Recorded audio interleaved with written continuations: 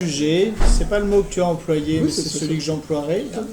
Tous ces préjugés, et en particulier, on peut s'interroger, nous ici, après je vous donnerai la parole, sur l'image renvoyée dans nos médias, très souvent, de cette Afrique. Voilà, maintenant c'est à vous la parole pour des questions, des réactions, pour une discussion. Nous avons une petite heure.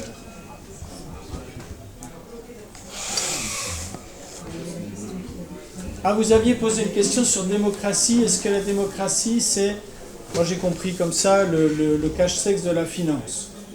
En fait, c'est justement pour réagir à ce que vous disiez, qu'on ne peut pas aider l'Afrique humanitairement parlant, parce qu'au final c'est du long terme et que l'être humain ne fonctionne pas comme ça.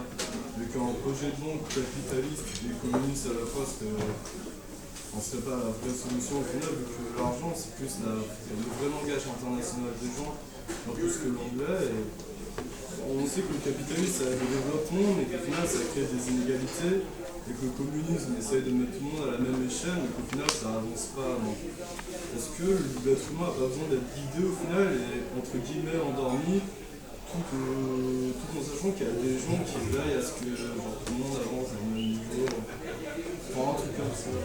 Alors, est-ce que l'être humain a besoin d'être guidé et endormi? Et après, l'autre point de votre question, c'est sur ce que je comprends, c'est sur l'importance de l'économie matérielle, hein, avec l'argent.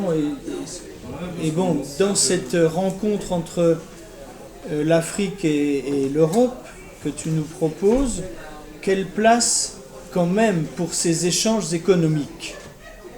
Parce que justement, j'ai une petite question. Au final, les banques, quand elles vont prêter à l'Afrique, elles vont leur prêter des trucs pour que les gens puissent se développer, des industries, des usines. Et vu que les Africains ne vont pas pouvoir forcément les rembourser à peu, au final, elles vont leur reprendre. C'est une façon pour eux d'assurer leurs bénéfices. Parce que voilà, justement, un peu de philosophie dans le système bancaire ne serait pas la vraie solution. Donc je pense que tout le monde y a pensé déjà, mais parce qu'on ne va pas aider la jeunesse à faire ça. Oui. Donc je crois que, bon, vous êtes encore jeune, je crois que ce qui est souvent intéressant pour un jeune de votre âge, c'est de faire un séjour dans un pays, s'y émerger vraiment. Et j'ai reçu récemment une jeune Suissesse qui était en stage à Berlin, qui est rentrée très traumatisée de l'accueil qu'elle a reçu en Allemagne. Ouais. Et comme sa maman travaille avec nous au Burundi et au Rwanda pour ce qui est le domaine du sport, sa maman est venue avec elle pendant 1 mois seulement à Bukavu. Je sais qu'au retour, cette fille ne voulait pas quitter le Congo. Elle ne voulait pas rentrer tellement elle a trouvé une chaleur humaine qu'elle n'a pas trouvée à Berlin. Et que du coup, aujourd'hui, elle s'est liée à son papa qui est dans le monde du sport. Elle est engagée maintenant pour les conteneurs. Donc du coup, il n'y a rien de plus beau pour un jeune qui peut encore se déplacer, à part les formations qui est nécessaire, de choisir un pays, d'aller s'immerger, voilà, et de voir justement, et il comprendra peut-être que le premier pas, contrairement à ce qu'on pense, n'est pas d'abord de l'ordre économique, c'est de l'ordre relationnel, je crois. Ça se joue là, je crois. C'est dans cette amitié que va se jouer l'avenir de l'humanité, à mon avis, et que lorsque on est dans nos pays, le mien, quand on voit autant de matières premières, autant de minéraux qu'il y a là, si vous y allez, vous entrez me choquer de voir que ce pays est pillé constamment par les multinationales et qu'on appelle ces pays pauvres, et pourtant c'est là qu'on puise tout ce qui alimente vos industries ici. Qui est pauvre dans ce cas-là? Ouais.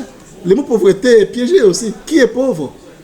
C'est mal qu'il y a des systèmes qui ont été mis en place pour appauvrir continuellement et donner l'image qu'on est pauvre. Pourtant, tout ce qui a enrichi l'Europe depuis des années, la grande partie vient de l'Afrique quand même. Au niveau industrie, je veux dire. Mon pays, par rapport à ce téléphone que tu vois, les coltans chez nous, fait rage, c'est la guerre. Au Congo, c'est les coltans. Oui. Ces téléphones, ces ordinateurs portent une marque congolaise, matière congolaise par le coltan. En même temps, dans ces milieux où il y a des minéraux, ce sont des milices armées qu'on a armées qui sème la pagaille pour qu'il n'y ait pas de contrôle sur ces régions-là. Alors, quand on connaît ça, alors quand on parle d'économie, on est très nuancé. Oui?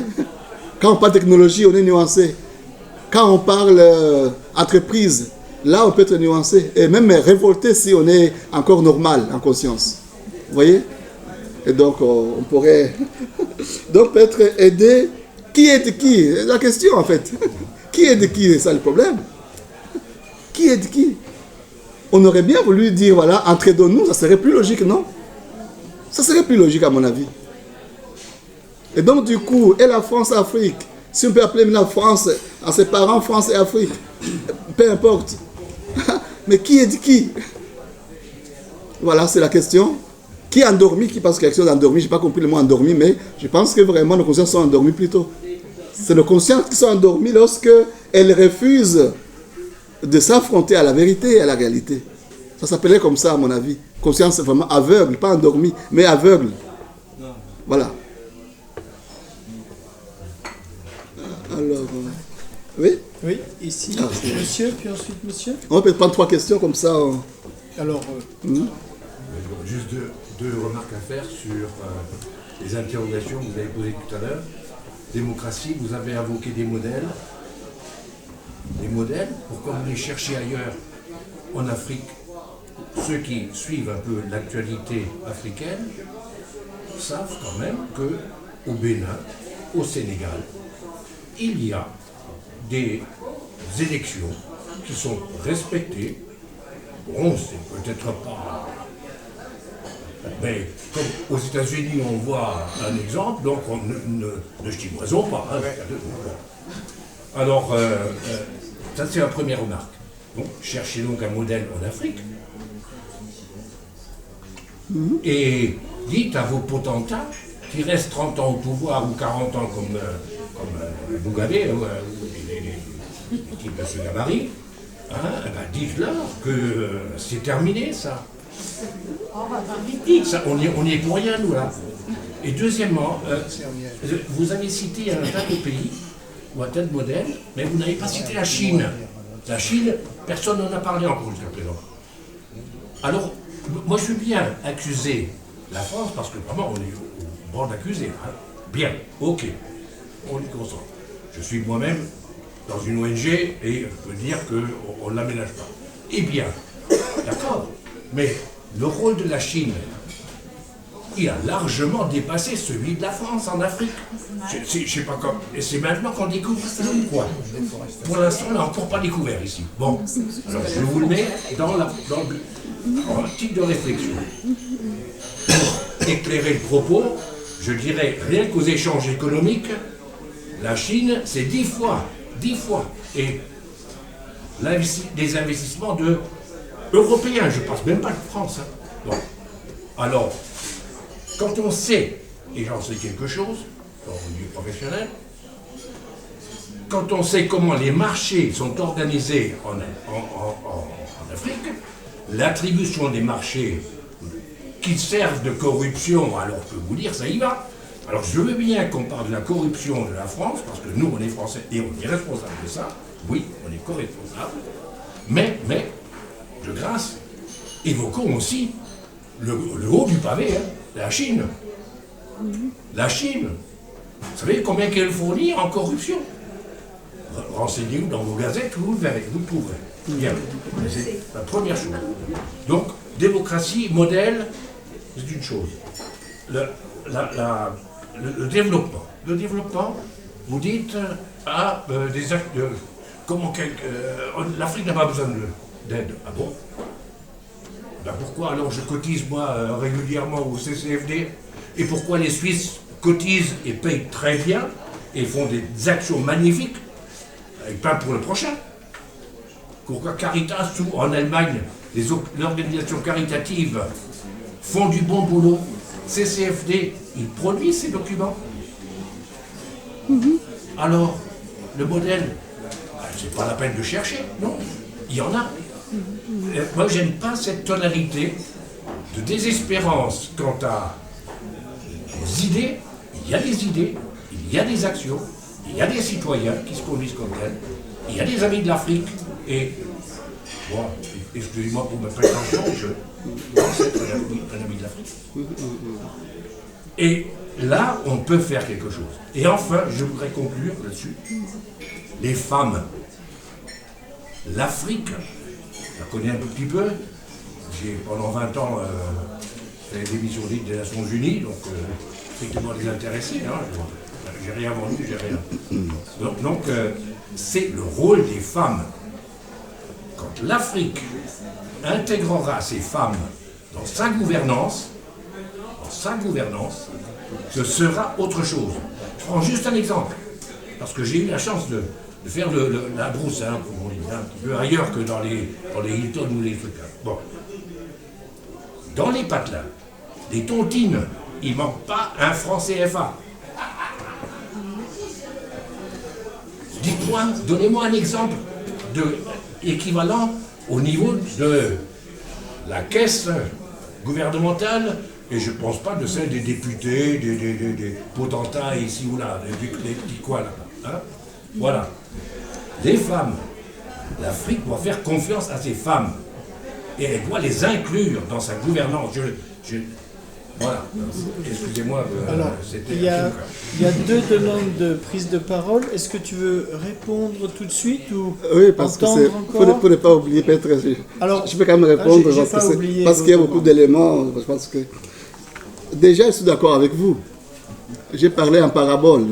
Quand j'ai dit qu'on n'a pas besoin d'aide, je n'ai pas dit qu'on n'a pas besoin d'aide. C'est la manière d'aider qu'il faut revisiter. Je pense que là, vraiment, j'étais clair là-dessus. Donc, vraiment, je ne peux pas dire qu'on n'a pas besoin d'aide. Mais aider quelqu'un,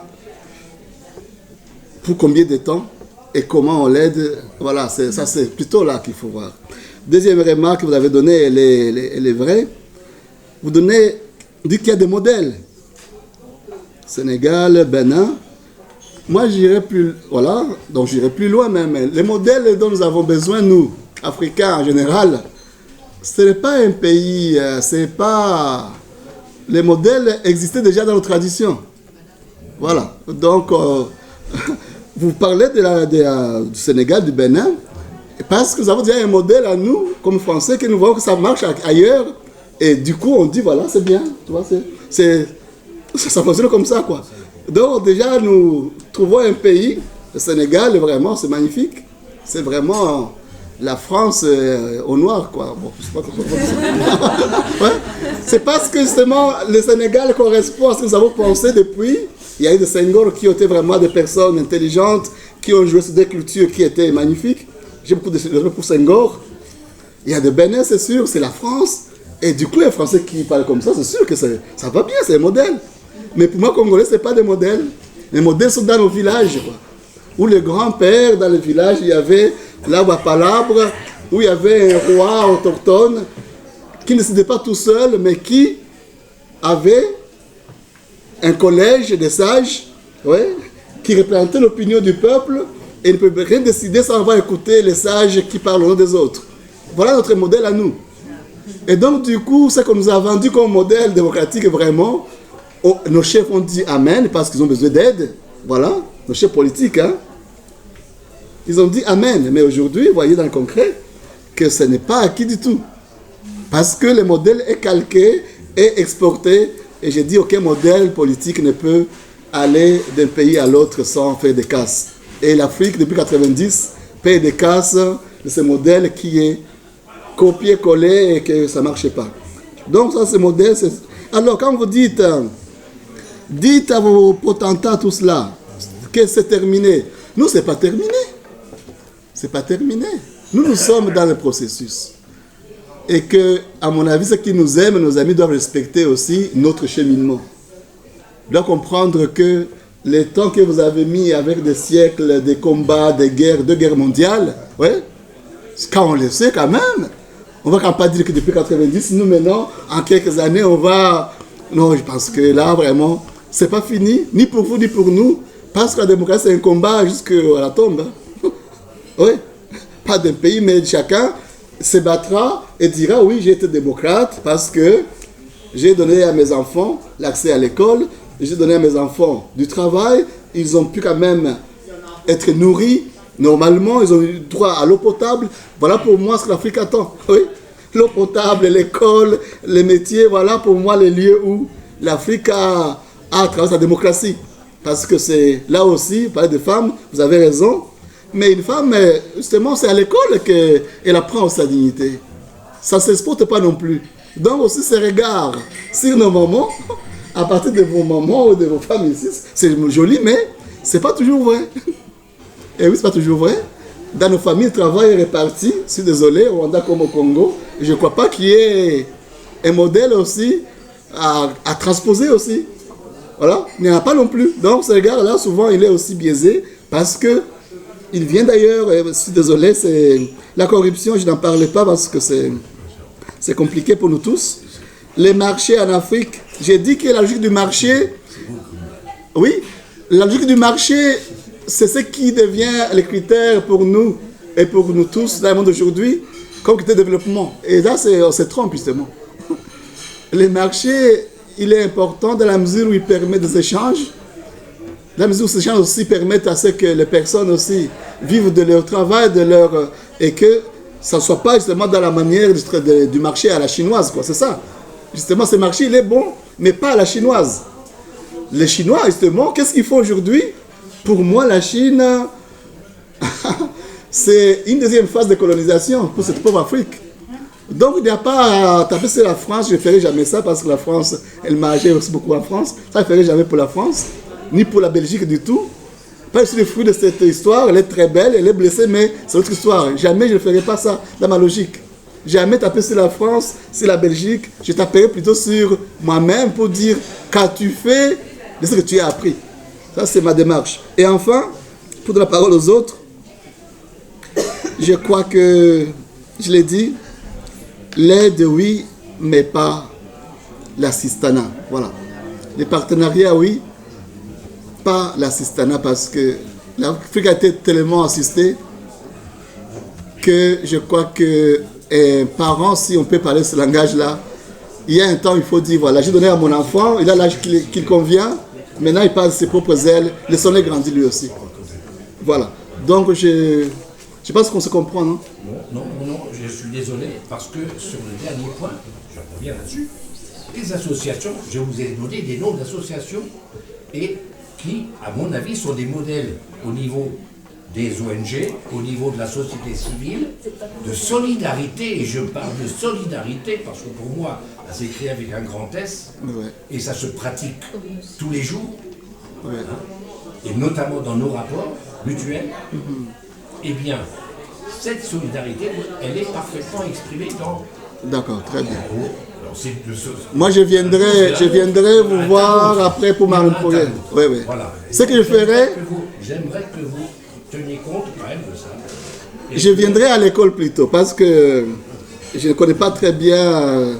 voilà, je viendrai plutôt à l'école, voir un peu... Voilà. Ils sont dans la CCFD aussi, plusieurs du travail, ils sont des amis, donc je crois qu'on n'a pas dit non, mais, il y a un mais. Avant de donner la parole, comme je l'ai promis, je voulais quand même dire deux choses. Parce que, en ce qui concerne la Chine, et la concurrence de la France, c'est le discours habituel. Survie, en 2014, a publié ce livre, La France-Afrique recomposée. Toute la troisième partie, elle est sur les questions économiques et justement en partie sur la concurrence chinoise. Les entreprises multinationales françaises en Afrique ont un petit chiffre d'affaires en Afrique, mais des très gros bénéfices là-bas. Et si on voit la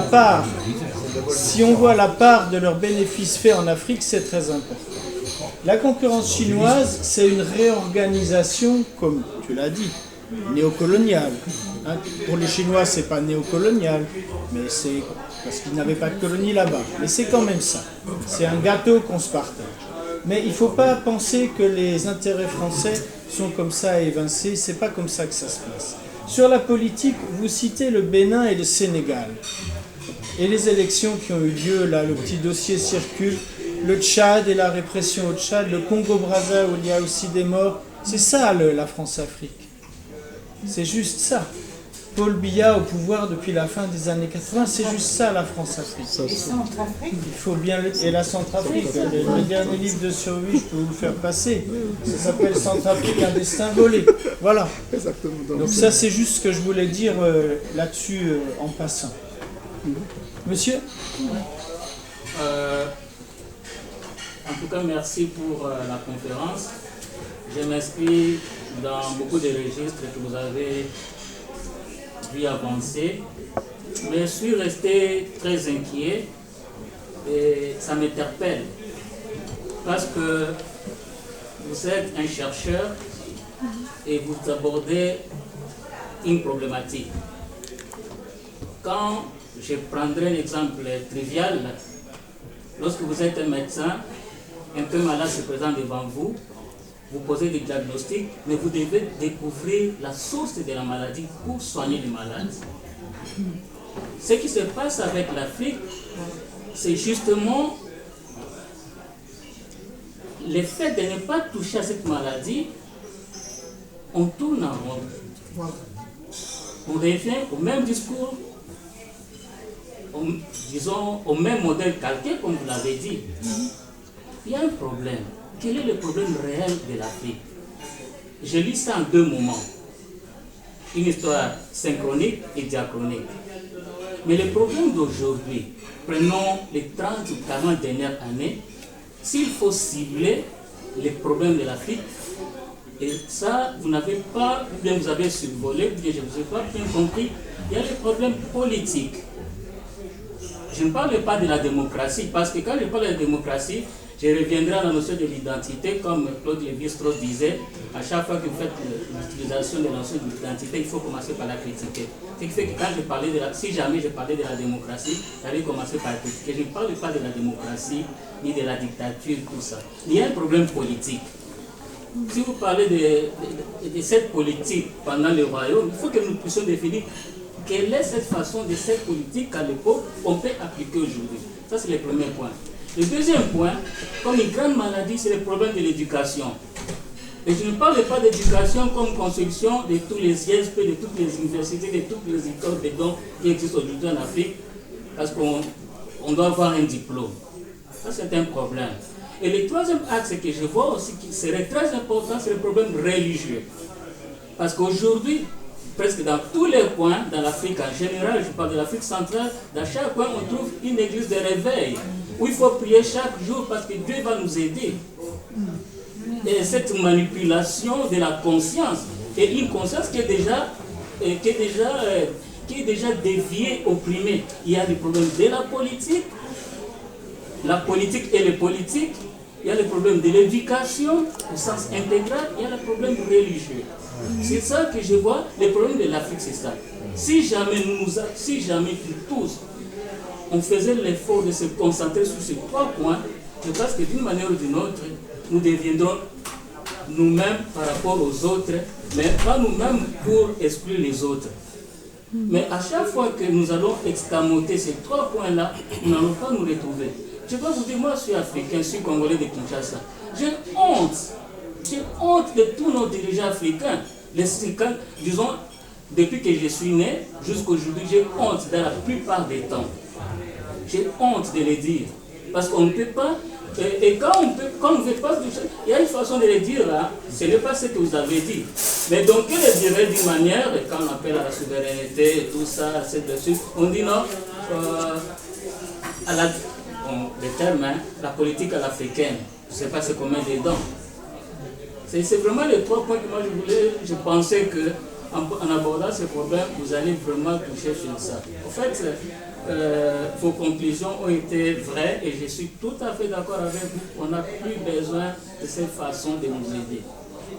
On n'a plus besoin de ça. Et bien au contraire. Bien au contraire. Avec tout ce qu'on a eu comme lot de matériaux, des biens, regardez autant d'Africains qui aujourd'hui doivent traverser la mer pour venir ici. Combien en mer chaque jour. Avec tous les milliards que nous avons reçus. Et est-ce qu'on a vraiment besoin de 5 milliards, de 10 milliards? Le problème, c'est politique, éducatif et religieux. Alors, une autre question, oui, je reviendrai à ça. Une autre question pour ne pas étouffer. Il y avait monsieur. Oui, ben, j'avoue que ce que vient de dire l'interlocuteur me plaît beaucoup. Parlez fort, parce Oui. qu'au fond... Ce que vient de dire le précédent interlocuteur me plaît beaucoup, parce que sur une façon provocatrice, je dirais que l'Afrique est le continent le plus machiste et le plus raciste de l'humanité. Ce n'est pas méchant ce que je dis, c'est une observation. Le machisme, c'est vrai. Il y a un problème, moi, qui me choque en permanence, c'est le problème de la démographie. Or, les femmes, étant réduites à l'esclavage, hein, sont contentes qu'elles en font de plus en plus d'enfants à leur seigneur. Ça, il faut absolument... Ça ne se fera pas en 5 minutes, hein, faut jamais... Les solutions rapides, drastiques ne sont pas bonnes. Mais il faut vraiment, quand on pense, comme disait monsieur d'ailleurs, quand il va y avoir 1,5 milliard de plus d'Africains d'ici 20 ans, je crois, et que l'on pleure parce qu'il y a quelques pauvres émigrés qui traversent la Méditerranée, qu'est-ce qu'on va faire? Le problème de la démographie, c'est absolument essentiel. Hein, je pourrais parler pendant 2 heures. Non, mais vous n'avez pas 2 heures. Non, j'ai dit je pourrais. J'allais dire. Soyez synthétique, nous notons ce que vous dites. Mais je dis que moi je suis pour l'instant sur 2 choses. Sur le racisme, c'est pareil.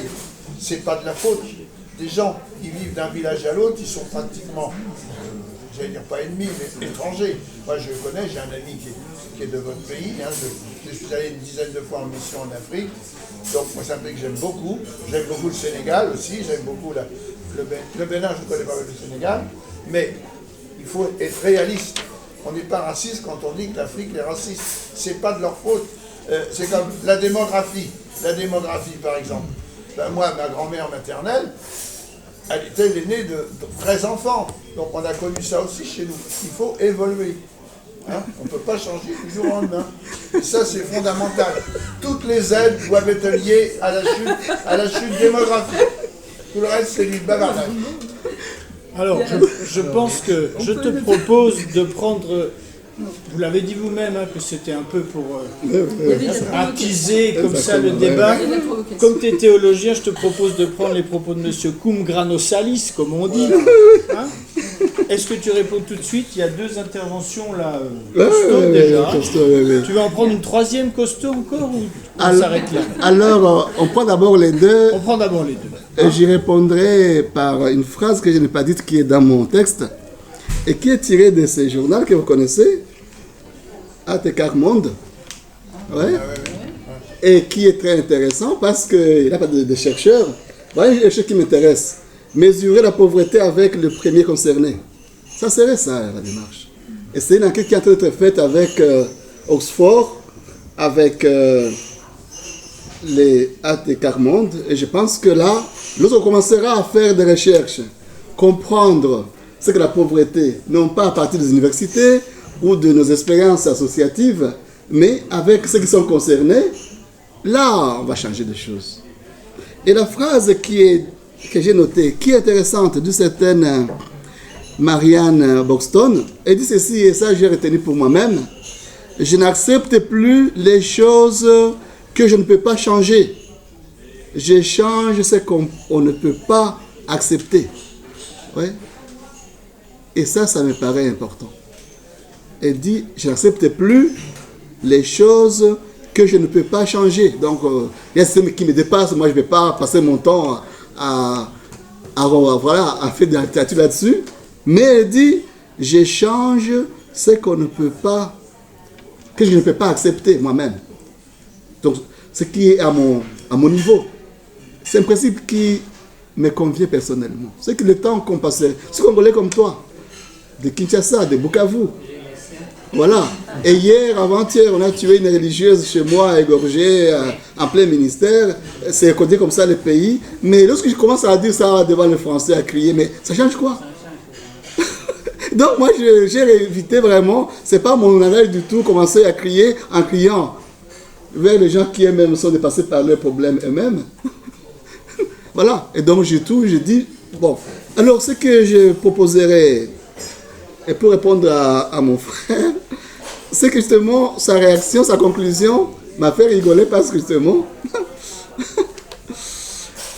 parce que ce que j'ai dit depuis le début jusqu'à la fin, c'est moi j'évite c'est le langage qui consiste à dire que lorsque on fait comme vous avez fait, donc on est civilisé, quoi, comme on est bien, quoi. Tant qu'on ne l'a pas fait, donc vraiment on est encore machiste, on est encore raciste. Moi, mon langage à moi, depuis le début, c'est ça, ce que je dis que évitons de regarder les autres avec nos lunettes, parce qu'ils ont les leurs, ça c'est ma thèse, ils ont leur histoire, et la vôtre n'est pas un modèle à calquer ailleurs. Exactement, c'est ce que j'ai dit. Oui, justement. Et donc moi, je dis que là, on s'entend tout en étant nuancé. Si quelqu'un a compris ça, il ne peut pas dire tel est continent. L'Afrique, c'est un continent. Qu'il est machiste, qu'il est raciste. On ne peut plus dire ça, en fait. On ne peut plus dire ça. L'Afrique, dit, j'ai commencé par que c'est un continent et pas un pays. L'Afrique, c'est quoi? Vous parlez du Sénégal, du Togo, du Congo. Oui. C'est le continent de tous les mots, quoi. C'est ça? Oui. Oui, j'allais dire, parce que la migration, ce n'est pas une question de démographie. C'est une question d'insécurité. Ça, c'est au Si on Moyen-Orient. avait la paix en Afrique, Au Moyen-Orient. personne ne viendrait.